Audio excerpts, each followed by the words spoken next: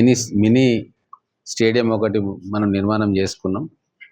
అయితే ఈరోజు విజిట్కి వస్తుంటే మెయింటెనెన్స్ అంతా కూడా ఆశించిన స్థాయిలో లేదు.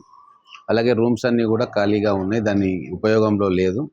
సో దీంట్లో ఒక మంచి లైబ్రరీ పిల్లలకు కానీ పెద్దలకు కానీ వాకింగ్ చేసి వచ్చి కూర్చొని న్యూస్ పేపర్స్ కావచ్చు, మ్యాగజైన్స్ కావచ్చు, అలాగే స్పోర్ట్స్ మ్యాగజైన్స్ కావచ్చు చదువుకోవడానికి వీలవుతుంది.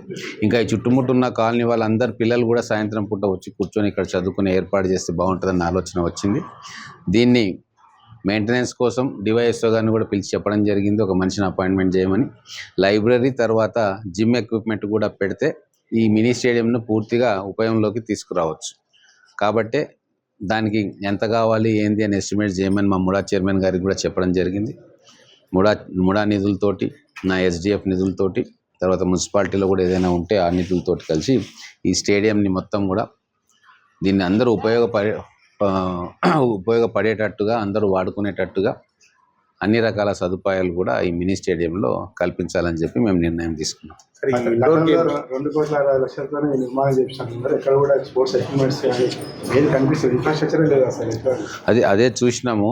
ఎవరో చెప్తా ఉన్నారు జిమ్ ఎక్విప్మెంట్ వచ్చింది, ఒక రోజు పెట్టిండు పోయిందని తెలియదు. దాన్ని కూడా చూడమని చెప్తా ఉన్నాం. వాస్తవంగా జిమ్ ఎక్విప్మెంట్ ఉండేనా, లేకుంటే అలాట్మెంట్ అయిందా, లేకుంటే జస్ట్ ఓపెనింగ్ కోసం తీసుకొచ్చి వెళ్ళిపోయారా అనేది తెలియదు. సో డివైఎస్ఓ గారిని కూడా చెక్ చేయమని చెప్తా ఉన్నాం. ఒకవేళ కాదు అన్నప్పుడు ఖచ్చితంగా జిమ్ ఎక్విప్మెంట్ ఎంత అవుతుంది ఏందని చూసి ఇక్కడ కూడా ఒక జిమ్ పెట్టాలని చెప్పి నిర్ణయం తీసుకున్నాం.